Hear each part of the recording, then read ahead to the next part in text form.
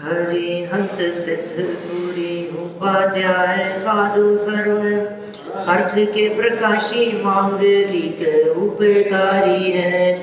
तिनको स्वरूप जान रागते भई जो भक्ति काय को नवाए स्तुति को ऊंचाई है। धन धन तिन ही से काज सब आज भये करे जोड़े बारे बारे वंदना हमारी है। मंगल कल्याण सुख ऐसो हम चाहते हैं। ओ मेरी ऐसी दशा जैसी तुम धारी है। ओ मेरी ऐसी दशा जैसी तुम धारी है। ओ मेरी ऐसी दशा जैसी तुम धारी है। क्षत्र चूड़ामणि नामक यह ग्रंथ और यहाँ जीवंदर कुमार के राजा बनने के बाद काष्टांगार के परिवारजनों को भी जीवंदर कुमार ने योग्य स्थान प्रदान किया और उनके योग्य सुविधाएं उपलब्ध कराई। इस बात को आधार बनाकर यहाँ बहुत सुंदर बात कह दी गई थी कि भाई देखो, सज्जन तो सज्जन ही होते, सज्जनों और दुर्जनों के अंतर को यहाँ बहुत प्रमुखता से बतलाया गया था। जीवंदर कुमार के राज्य में सब संतुष्ट हैं क्योंकि जीवंदर कुमार सज्जन है। नदी की चर्चा की, समुद्र की चर्चा की। नदी मीठे पानी से भरी हुई है और यदि वो सूख भी जाए तो भी भलाई करेगी। सूख जाने पर भी खोदने पे पानी देती है। और समुद्र कितने भी जल से भरा हुआ क्यों न हो, वो आने वाले व्यक्ति को पीने के लिए मीठा पानी उपलब्ध नहीं करा सकता। तो दुर्जनों का स्वभाव हमेशा डसने का ही होता है और सज्जनों का स्वभाव हमेशा सहयोग करने का ही होता है। यह स्वभाव की जो चर्चा की जा रही है, यह पर्याय स्वभाव है, ये परमानेंट स्वभाव नहीं है। कोई व्यक्ति अपनी दुर्जनता को पकड़कर, ध्यान में रखकर, लक्ष्य में लेकर यदि उसे बदलने के प्रयत्न करें तो बदल भी सकते हैं।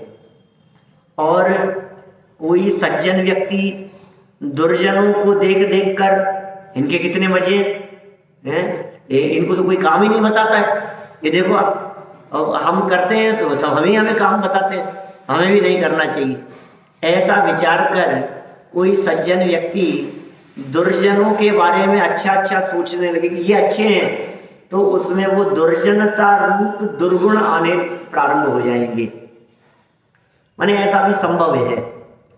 यहाँ जो नीतिकारों द्वारा बात कही गई है, ये 90%, 95% केस में तो ऐसा ही लागू होता है कि सज्जन सज्जन ही रहते हैं और दुर्जन दुर्जन ही रहते हैं। देखिए, जीवंदर कुमार के राजपाट में सब संतुष्ट थे। उसने बहुत अच्छा काम किया जीवंदर कुमार ने कि उसने अपने पिता को, जो कि गंधोत्कच थे, जिन्होंने पालन पोषण किया, उन्हें बहुत उच्च पद पर स्थापित किया। 2 माताएं हो गई, उन दोनों माताओं को राजमाता के पद पर घोषित किया। और जो साथ में भाई था वो नंदाढ़, उस नंदाढ़ को युवराज के पद पर घोषित किया। तो इस तरह से ये बात यहाँ कही गई। ये कह रहे हैं यहाँ, योग्य नियोजक व्यक्ति सब वस्तुओं का योग्य उपयोग करता है। अमंत्रक्षरम नास्ति और नास्ति मूलन औषधम अयोग्य पुरुषो नास्ति योजकस्तत्र दुर्लभ है। ये कह रहे हैं वो योजक व्यक्ति वहाँ दुर्लभ है। कहाँ? अयोग्य पुरुष नहीं है। और अमंत्रक्षरम नास्ति, मंत्र के बिना या अक्षर के बिना मंत्र नहीं है। या अमंत्रम अक्षरम नास्ति, और नास्ति मूलन औषधम, माने ये बात ऐसी ही कहना चाह रहे हैं कि भाई जो उसकी उपयोगिता को जानता है वही उसका उपयोग कर सकता है। हर अक्षर मंत्र नहीं हो सकता और हर जड़ औषधि नहीं हो सकती। क्या क्या कहा? आमंत्रक्षरम नास्ति, आमंत्रम मंत्र नहीं है, अक्षरम अक्षर, हर अक्षर को आप मंत्र बना दो, ऐसा नहीं है। हर अक्षर मंत्र नहीं हो सकता। और हर मूल होती है जड़, जड़ों में औषधीय तत्व बहुत होते हैं, तो हर जड़ वो औषधि नहीं हो सकती। इसी तरह से कहते हैं अयोग्य जो पुरुष हैं वो उनमें योग्यता नहीं होती, या हर अयोग्य व्यक्ति या हर पुरुष योग्य नहीं हो सकता। ये कह रहे हैं योजक तत्र दुर्लभ है, इन सब में योजना करने वाला, इन सब का उपयोग लेकर उनमें गुण तलाशने वाला वो योजक व्यक्ति वहां दुर्लभ है। वो बहुत दुर्लभ है ऐसा व्यक्ति जो उनमें उन चीज़ों को तलाश लेता है, जो शब्दों का योग्य प्रयोग करके उन्हें मंत्र रूप उपयोग में लेता है, जो जड़ों का सही उपयोग करके उनको औषधि के रूप में उपयोग लेता है, और जो अपनी अयोग्यता को निकालकर योग्य रीति से कार्य करता है, ऐसे योग्य व्यक्ति इस जगत में दुर्लभ ही हैं। माने सज्जन व्यक्तियों का जगत में प्राप्त होना ये सहज नहीं है, सज्जन सहजता से उपलब्ध नहीं होते। इसी संदर्भ में वो बचपन में पढ़ा हुआ संस्कृत का श्लोक आपको याद होगा, 6th क्लास की पुस्तकों में नीति का एक श्लोक दिया है। क्या है? आप बताओ, मुझे पता पड़ा। शैले शैले न माणिक्यम मौक्तिकम न गजे गजे साधुओं नहीं सर्वत्र चंदनम न बने बने। पढ़ा है? याद है? नहीं पढ़ा है? साध्य को पढ़ाया था इसलिए याद है। क्या कहा? शैले शैले न माणिक्यम, हर पर्वत में माणिक नहीं मिलेंगे आपको। शैल माने पर्वत, और मोतिकम न गजे गजे, और हर हाथी के मस्तक में मोती नहीं होते, गज मोती। शैल माने पर्वत, तो हर पर्वत पर आपको माणिक मिल जाए, रत्न मिल जाए, ऐसा नहीं हो सकता। और मोतिकम न गजे गजे, हर हाथी के मस्तक में आपको गज मोती नहीं मिलेंगे। और चंदनम न बने बने, हर जंगल में आपको चंदन के वृक्ष नहीं मिलेंगे। उसी तरह से साधुओं ने ही सर्वत्र, सज्जन पुरुष भी आपको सब जगह नहीं मिलेंगे। क्या चार चरण है ना? शैले शैले न माणिक्यम मोत्यकम न गजे गजे साधुओं ने ही सर्वत्र चंदनम न बने बने। माने सज्जन पुरुषों की दुर्लभता को बतला रहे हैं। और यहाँ भी ऐसे शब्द दिए, योजक तत्र दुर्लभ है, योजक व्यक्ति तत्र माने वहाँ दुर्लभ है, उसकी दुर्लभता को यहाँ बतलाया गया। देखिए हम लोग तो जिस माहौल में रहते हैं ना, हमें यहाँ सब सज्जन ही सज्जन है। हम जहाँ उठते बैठते हैं, जिन लोगों के बीच में चर्चा करते हैं, जिनके बीच में अपना दिन भर बीतता है, हमारे आसपास में जो माहौल है, यहाँ तो सब सज्जन ही सज्जन दिखते हैं। लेकिन भाई थोड़ा सा इस बाउंड्री से बाहर जाकर के देखो तो आपको सज्जन तलाशना दुर्लभ हो जाएगा, सज्जन ना मिलेंगे। ये लोग भी कितने से हैं, स्वाध्याय करने वाले, अभ्यास करने वाले, ये कितने से लोग हैं। आज यदि पूरे जयपुर में तलाशूं तो कितने लोग मिलेंगे? आज 40 लाख से ज़्यादा संख्या है जयपुर में लोगों की, 40 लाख से ज़्यादा की पॉपुलेशन है जयपुर की। 4000 नहीं मिले। 40 लाख में से 4000 तो बहुत ज़्यादा हुए। क्या 40 लाख में से यदि 4000 हो तो कितना परसेंट हुआ? 0.1%। 0.1% हो गया। अब 0.1% भी नहीं है, ये तो 4000 हो तब। अब कितने तो जैन और कितने स्वाध्यायी और कितने मंद परिणामी कहाँ मिले भाई साहब, बहुत दुर्लभ है ये सब चीजें। तो जीवनधर कुमार का जो जीवन था वो इतना ही उत्कृष्ट था, वो उन योग्य नियोजकों में से एक थे। नियोजक कार्य को योजनाबद्ध तरीके से करने वाले, वे नियोजक कहलाते हैं। माने बहुत व्यवस्थित रीति से जो कार्य करते हो। अभी ये नियोजक को यदि अपन तलाशें अपने आसपास में तो भी आपको दुर्लभ दिखेंगे। आप ऐसे लोगों को तलाशिए अपने घर में, अपने परिवार में, अपने परिचितों में, जिनका हर कार्य व्यवस्थित होता हो, वो नियोजक है। कोई काम करेंगे तो अव्यवस्थित नहीं होगा। उनका हर काम, उनके बोलने का तरीका, उनके चलने का तरीका, उनका उठना बैठना, उनका काम करने का तरीका, किचन में काम करेंगे तो किचन का, घर में काम करेंगे तो घर का, चप्पल खोलेंगे तो चप्पल खोलने का, मतलब हर शुरू से लेकर के आखिरी तक उनकी जो दिन भर जो काम दिखाई देते हैं, ये सिस्टमेटिक काम दिखाई देवे। ऐसे नियोजक व्यक्ति ये कह रहे हैं दुर्लभ है, जागृत विवेक वाले। बोलो, नहीं तो आएगा बच्चा और चप्पल उछालता हुआ कहीं कुछ करेगा, कहीं कुछ करेगा, पटकेगा किसी चीज। हर आस पास में तलाशो आप, तो हर चीज उनकी व्यवस्थित। माने वो यदि इसके स्टेपल भी लगाएंगे ना तो वो ऐसा तिरछा नहीं होगा, वो सीधा होना चाहिए। क्या माने इतना व्यवस्थित रीति से। मेरे को पिताजी हमेशा बचपन में कहा करते थे ऐसा कि बेटा ये जो लगाया है ना, ये सीधा लगना चाहिए स्टेप का पिन, ये तिरछा नहीं होना चाहिए। तो हर कार्य को व्यवस्थित रीति से करने वाले क्या बहुत दुर्लभ होंगे। किसी का कोई काम व्यवस्थित होगा तो कोई अव्यवस्थित होगा, किसी का कोई काम व्यवस्थित है, कोई दूसरा अव्यवस्थित है, लेकिन सारे काम जिसके व्यवस्थित दिखाई देवे, ऐसे लोगों में जीवनधर कुमार एक थे। यह बात यहाँ ग्रंथकार हमारे को कहना चाहते हैं। देखिए, राजा जीवनधर कुमार का प्रजा के हित में प्रथम प्रयास, क्या ये पहला प्रयास है राजा जीवनधर कुमार का प्रजा के हित में, क्योंकि आज तक तो प्रजा से सामना ही नहीं हुआ, राजा ही नहीं थे अब तक। तो क्या करते, देखिए, अकराम करोधात्रिम वर्षाणि द्वादशाप्ययम् महिषैः शुभितं तोयं नैः सद्य प्रसीदति।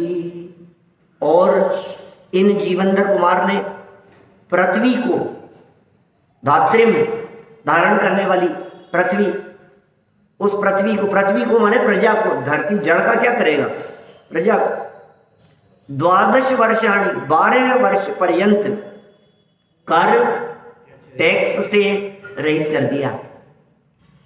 12 साल के लिए। ये तो योजनाएं जो होती है वो प्रजा के हित में होती है, किसी व्यक्ति से टैक्स नहीं। एक भी व्यक्ति से हमारे को टैक्स नहीं लेना। सज्जनता और दुर्जनता के संदर्भ में अभी मुश्किल से 10-1 दिन पुरानी बात होगी, मैंने यहाँ सुनाई थी या नहीं पता नहीं मुझे। दादा ने मेरे को बात चर्चा करते समय, बैठे छोटे दादा, तो हमेशा कुछ ना कुछ सीखने को मिलता रहता है, उनसे कोई ना कोई बातें बतलाते रहते हैं। सज्जनता और दुर्जनता के संदर्भ में वो बताए, ऐसी चर्चा, वो शब्द तो भूल गया मैं, पुराना शब्द था कोई। तो वो उन्होंने कहा रामचंद्र जी 14 वर्ष के वनवास में थे और पीछे से भरत जी ने प्रजा की बहुत सेवा की, प्रजा के लिए इतना सहयोग किया कि हर व्यक्ति को खूब देते थे, किसी को कोई कष्ट नहीं रहे, इतनी सेवा करते थे भरत। चक्रवर्ती भरत की बात नहीं कर रहा, रामचंद्र जी के छोटे भाई भरत की बात कर रहा हूं, जिनको अपन ने वो रामानंद सागर की रामायण में देखा है कि वो उनकी चरण पादुकाओं को सिंहासन पर रखते थे और खुद राज्य चलाते थे, इतनी सेवा करते थे। तो दादा बता रहे थे कि वो जब साहूकार लोग मांगने के लिए आते थे, या और लोग गरीब लोग कुछ मांगने के लिए आते थे, उधार मांगने के लिए, तो उनको सीधे बर्तन से देते थे।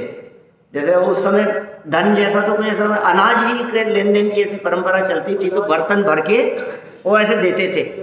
और जब वापस चुकाने के लिए वो आते थे तो बर्तन को उल्टा करके ऊपर जो वो होता है ना गिलास में थोड़ा सा, हाँ खड्डा होता है, थोड़ा सा खड्डा जैसा क्या, तो वो उसमें भर करके लेते थे। अगर हो गया, चुक गया तुम्हारा, हो गया, जाओ, न के बराबर।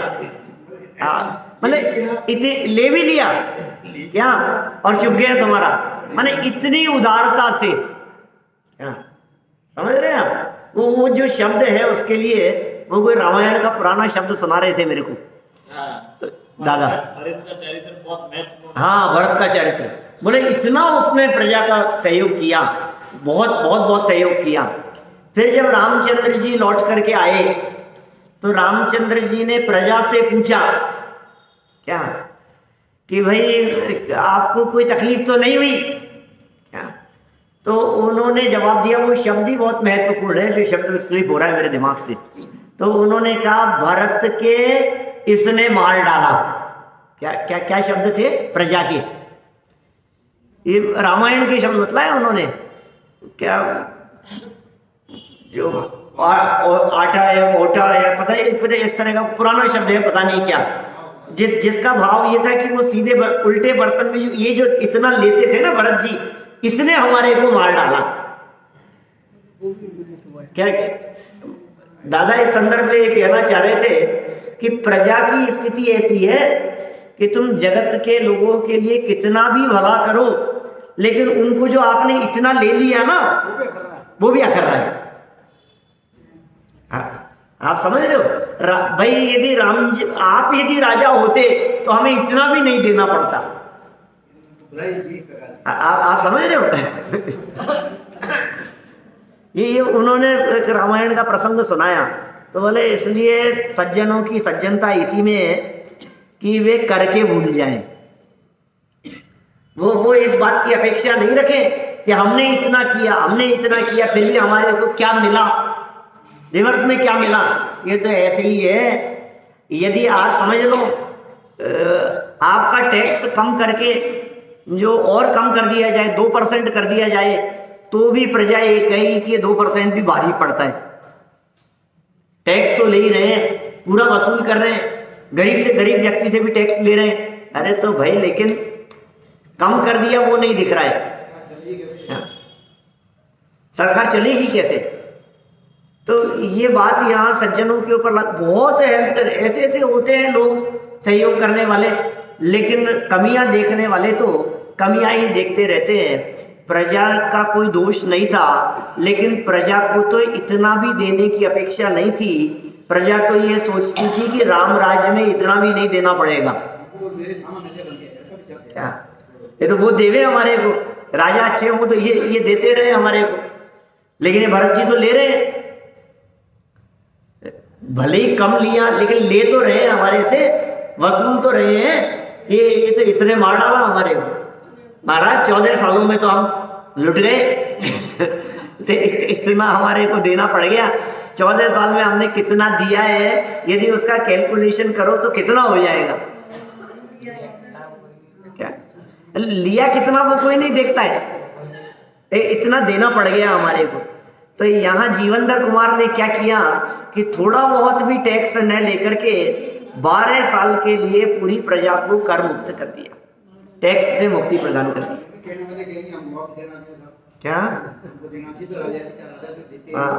देखो आप क्या कह रहे हैं यहाँ, नीतिकार कह रहे हैं निश्चय से भैंसाओं से गंदा किया हुआ जल शीघ्र ही निर्मल नहीं होता है।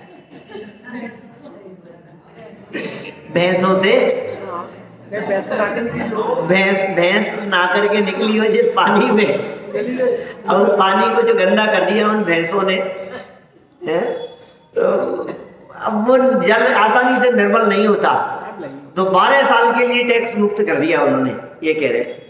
देखिए प्रजा को सुखी चाहने वाले दयालु राजा जीवंदर कुमार ने प्रजा के हितार्थ प्रजा को 12 वर्ष तक सब प्रकार से करों से मुक्त किया, क्योंकि भैंसों द्वारा गंदा किया हुआ गया सरोवर का जल अल्पकाल में स्वच्छ नहीं हो पाता है। विशेषार्थ, सरोवर के स्वच्छ जल को तो मात्र पीना चाहिए, किंतु मोटी बुद्धि वाले भैंसे पानी पीकर उसे गंदा कर देते हैं। वह सरोवर दीर्घ काल बीत जाने पर ही स्वच्छ होता है। माने भैंसों का नेचर इस तरह का बतलाया है कि वहाँ से पानी पिएंगे भी और पीने के बाद फिर उसी में सब उसको गंदा कर देंगे पानी। जो पानी सिर्फ पीने के उपयोग में लिया जाना चाहिए वो उसमें नहा भी लेते हैं। वैसे ही दुष्ट काष्टांगार ने प्रजा पर अनेक प्रकार के कष्टदायक कर लगाकर प्रजा को दुखी किया था। कर चुकाने में प्रजा अत्यंत कष्ट का अनुभव करती थी। देखो, चुकाने में कष्ट का अनुभव है, कम से कम भी लिया जाए ना तो भी दुखी होता है व्यक्ति कोशिश ये करता है कि देना बढ़ गया। आप सोचिए, आपको कहीं 5,000 रुपये का जुर्माना देना पड़े और उस 5,000 की जगह घटा करके आपको 1,000 रुपये का देना पड़ गया काट पीट करके, तो भी आप ये कहते हो यार फंस गए हम तो, ट्रैफिक पुलिस वाले ने रोक लिया, 1,000 रुपये लग गए जबरदस्ती। कभी कभी ऐसा भी वचन निकलता है ना। तो ये ऐसी दशा थी प्रजा वालों की, जो मैंने भरत रामचंद्र जी के राज्य की जो बात कही, अयोध्या राज्य की, कि जो मार डाला। अब ये कह रहे हैं कर चुकाने में प्रजा अत्यंत कष्ट का अनुभव करती थी। धीरे धीरे उनकी निर्धनता भी बढ़ती जा रही थी। इस कारण प्रजा बहुत दुखी और असंतुष्ट थी। राजा जीवंदर कुमार ने यह सब जान लिया, अतः प्रजा को सुखी, संतुष्ट और संपन्न बनाने के उद्देश्य से प्रजा को 12 वर्ष के लिए कर मुक्त कर दिया, और प्रजा के लिए उचित ही था। मतलब कुल मिलाकर के प्रजा के हित में जो भी फैसले लिए जा सकते हो वो फैसले उसने लेने का प्रयत्न किया। आगे चलते हैं। राजा जीवंदर कुमार से मित्र भी संतुष्ट। देखो अभी कौन कौन आ गए, पिता की बात हो गई, माताओं की बात हो गई, भाई की बात हो गई और प्रजा की बात हो गई, लेकिन मित्र भी उससे संतुष्ट थे। पद्मवक्त्रादि मित्रेभ्यो यथा योग्य मदात्पदम् अविशेष परिज्ञानेन लोको नुरज्यते। इन जीवंदर कुमार ने पद्मास्य आदि मित्रों के लिए यथा योग्य पद दिए।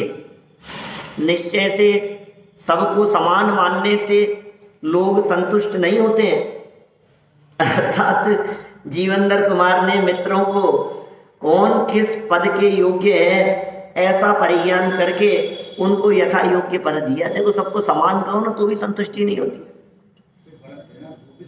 लगता है यार मुझे भी इनके बराबर, मेरे में तो योग्यता ज़्यादा है, मुझे तो कुछ विशेष मिलना चाहिए था। सबको बराबरी पर रख दिया इन्होंने, सबको एक जैसा।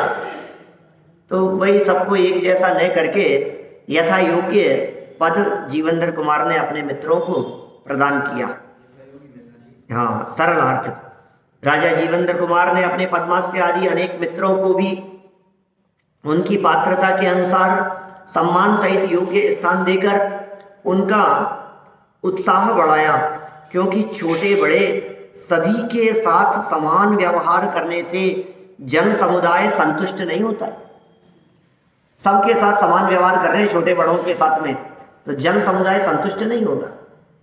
विशेषार्थ, जन समुदाय अर्थात सामान्य जनता प्रायः अपना सम्मान नहीं चाहती, परंतु जो कोई विशिष्ट गुण संपन्न है उन मनुष्यों का सम्मान अवश्य चाहती हैं। अतः योग्य शासकों का कर्तव्य है कि वह गुणी लोगों को उनकी पात्रता के अनुसार सम्मानित अवश्य करें। गुणी लोगों को उनकी पात्रता के अनुसार सम्मानित करें, ये चाहिए जो भी गुणवान हो। और शासक हैं तब तो फिर बात ही क्या है। आपके घर में काम करने वाले कर्मचारियों में भी आप सबको एक समान नहीं दे सकते। जो कर्मचारी जिस लेवल का है, जिसका जो स्तर है, उसके अनुसार उसे प्रदान किया जाना चाहिए। आप भी अपने घर के शासक हैं, आप भी अपने ऑफिस के शासक हैं, अपने अधीनस्थ कार्य करने वालों के लिए, तो सबको बराबरी का दर्जा नहीं। भाई बराबरी तो कहीं होती नहीं है, बराबरी का नाम अन्याय है। सबको एक साथ एक ही नंबर कैसे दिया जाए?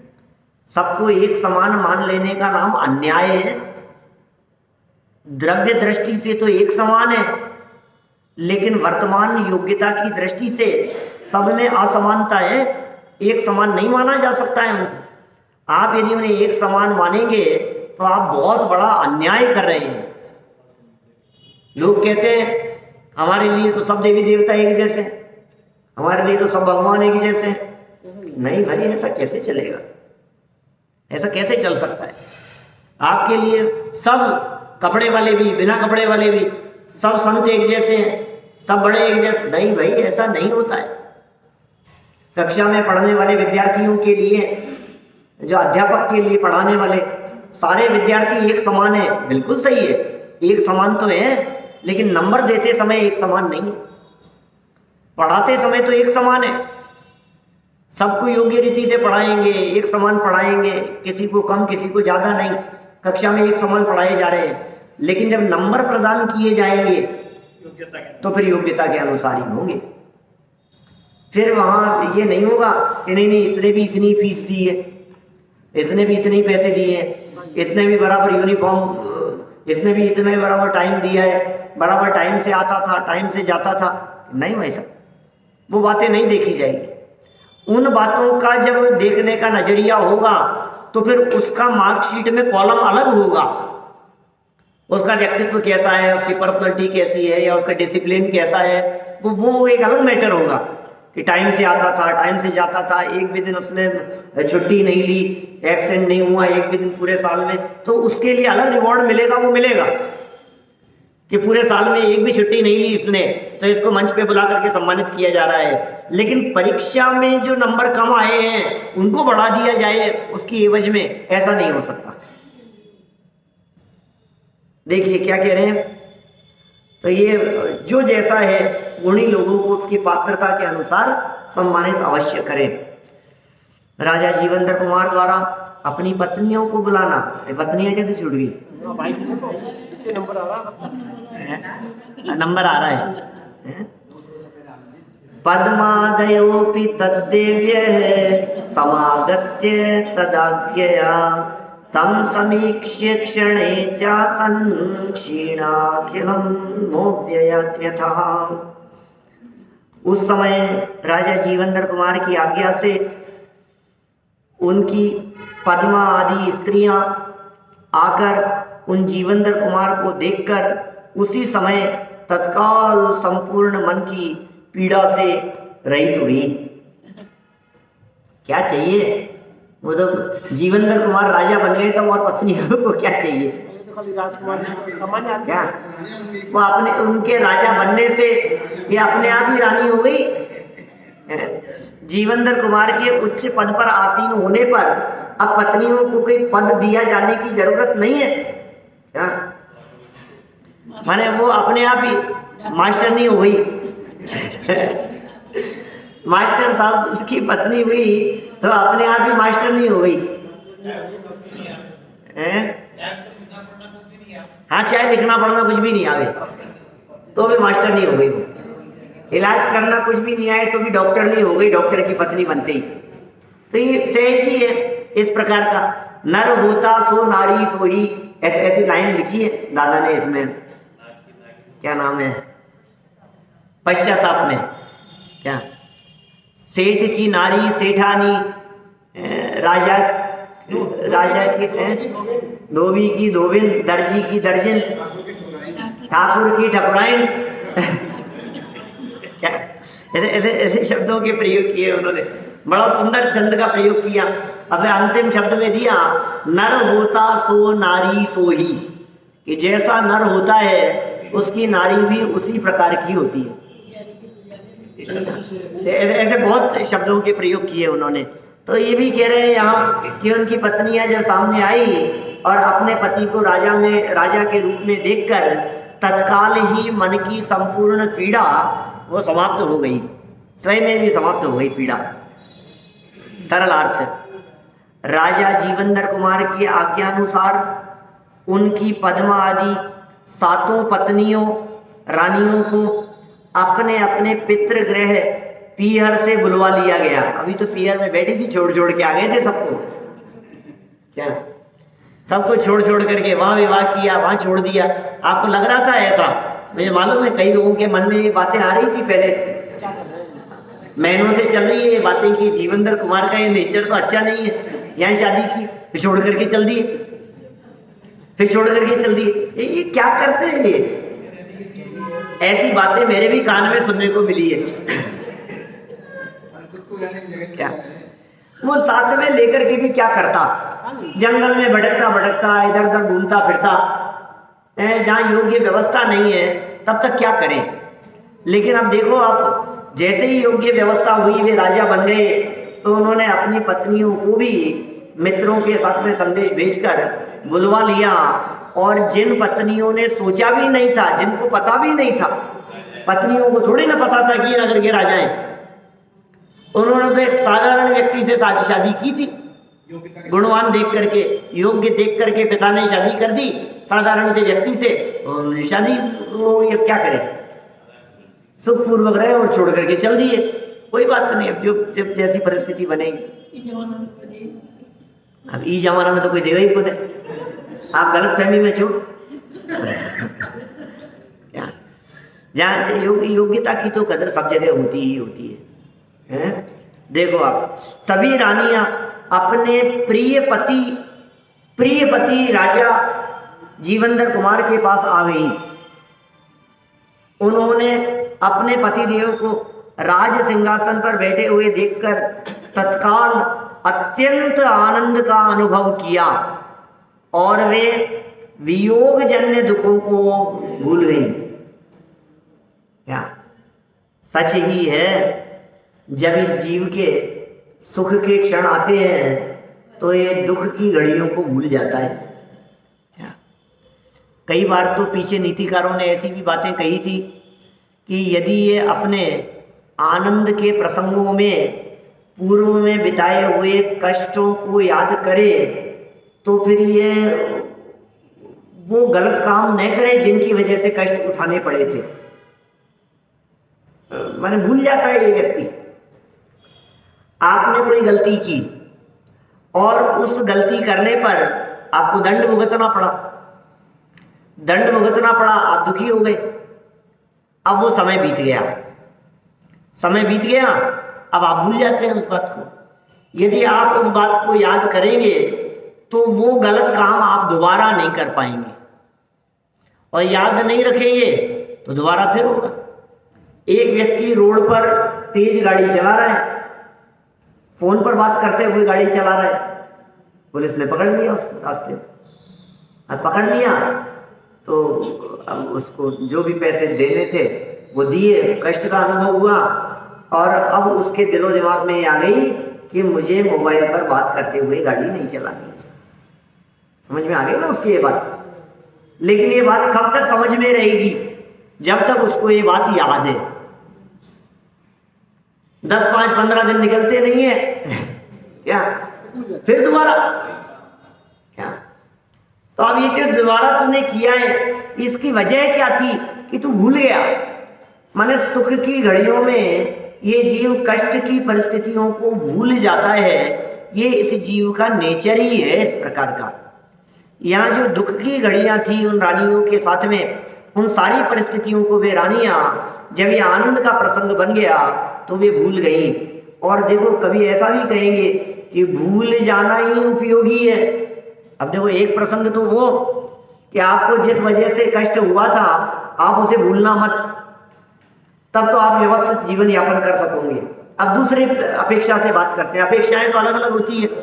दूसरी अपेक्षा से कह रहे हैं कि जो दुख में जो परिस्थिति बनी थी, अब उसे याद कर करके रोते मत रहना। अब भूल जाओ उसे। अब वो बातें याद करने योग्य नहीं है, क्योंकि अब तुम्हारे दिन बदल गए, अब तुम्हारा समय बदल गया, अब टाइम बदल गया है। अब तो तुम जो अच्छा प्रसंग है, अच्छी घड़ी है, उसका अनुभव करो। ऐसा नहीं हुआ कि वे रानियां आने के बाद जीवंदर कुमार को राजा बनते हुए देख करके राजा राजगद्दी पर बैठ करके आंसू बहाने लगी। अरे हमारे पति तो राजा थे, उसके बावजूद भी हमने कितने कष्ट उठाए। रोना चालू, ऐसे नहीं होते हैं लोग क्या? इतना सब कुछ होते हुए रोने लगे।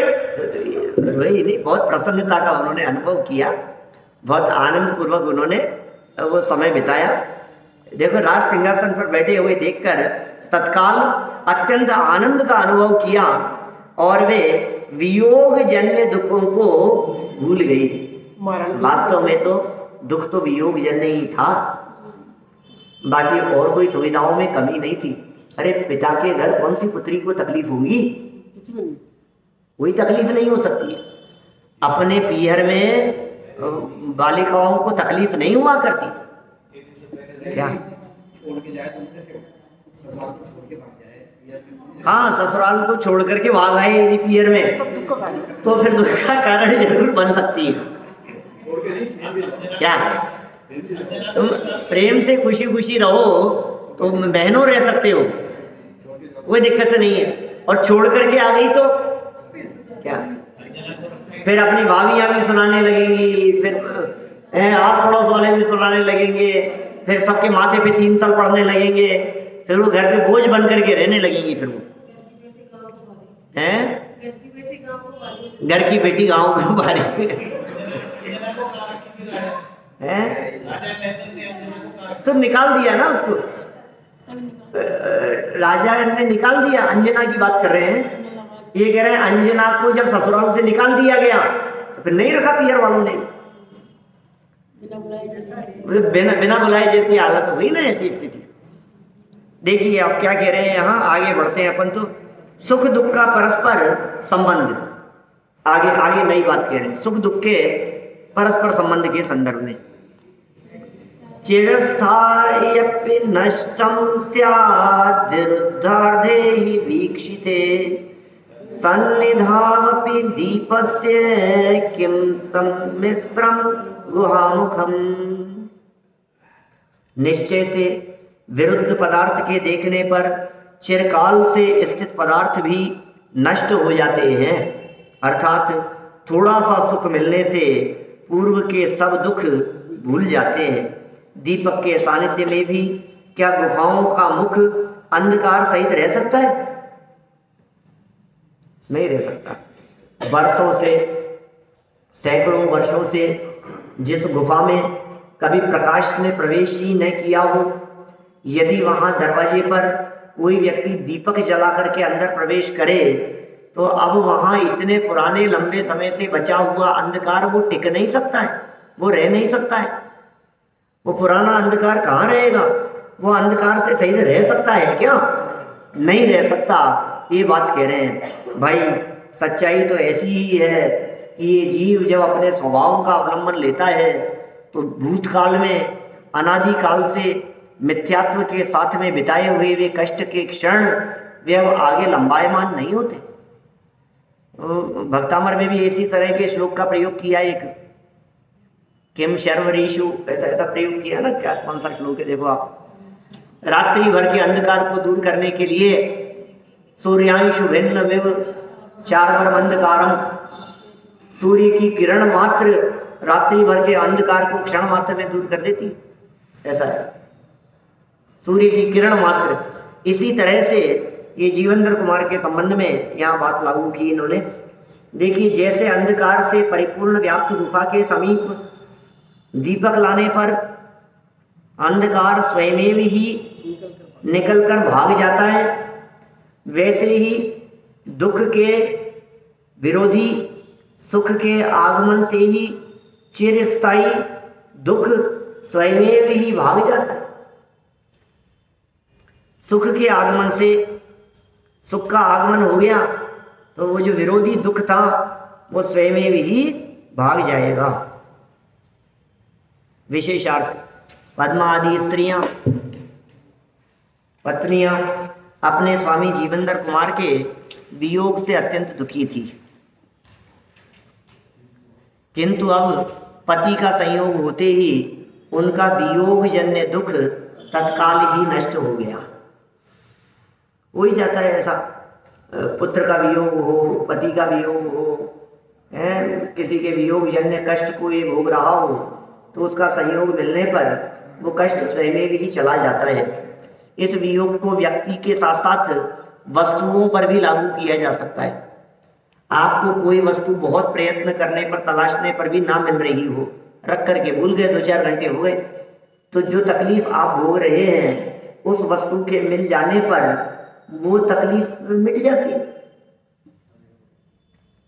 आप जो तकलीफ भोग रहे थे किसी वस्तु की वजह से, अब वो चली गई, वो मिल गई, तो आपको वो कष्ट चला गया। ऐसा है। देखिए आप,